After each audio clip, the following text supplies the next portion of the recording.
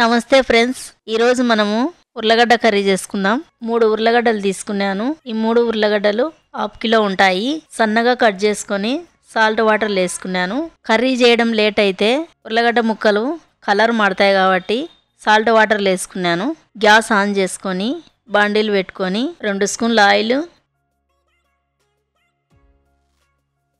½ spoon శనగపప్పు, ½ spoon మినపప్పు, కొంచెం దాల్చిన చెక్క, 4 లవంగాలు, 1 స్పూన్ ఆవాలు, 1 స్పూన్ జీలకర్ర,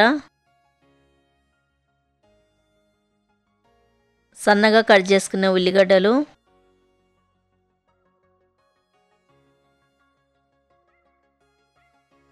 ఒక స్పూన్ అల్లం పేస్టు అన్నీ కలిసేటట్టుగా బాగా కలుపుకుందాం.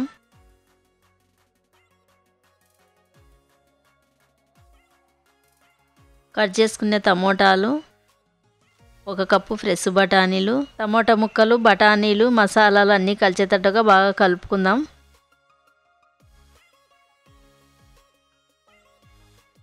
కట్ చేసుకునే ఉర్లగడ్డలు వేసుకుందాం.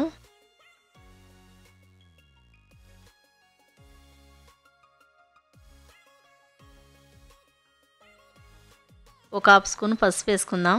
1 స్పూన్ సాల్ట్, కొంచెం కరివేపాకు, సాల్ట్ అంతా కలిసేటట్టుగా బాగా కలుపుకున్నాం.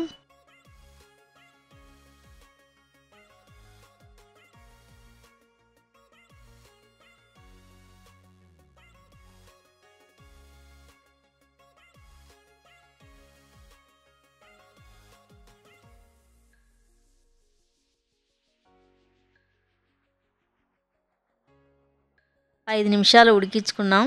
మధ్య మధ్యలో కలుపుకుంటున్నాం.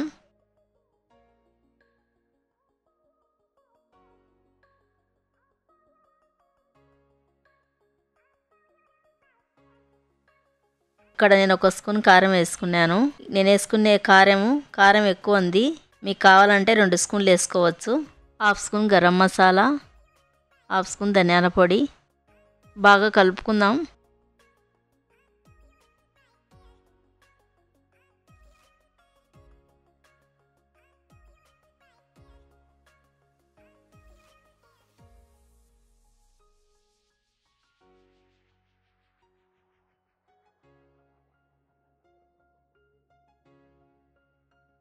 ఒక గ్లాసు వాటర్ వేసుకొని కర్రీలో బాగా కలిసేటట్టుగా కలుపుకున్నాం.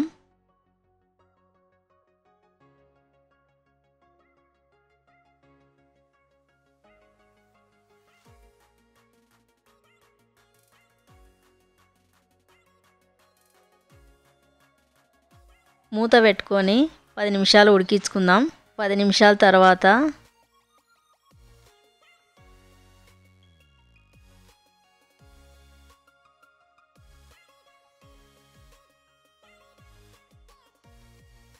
½ స్పూన్ మిరియాల పొడి, కర్రీలో సాల్ట్ తక్కువైంది.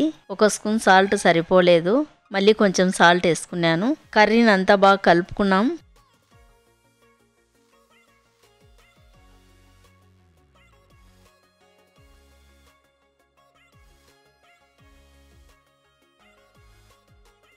సన్నగా కట్ చేసుకునే కొత్తిమీర వేసుకున్నాం.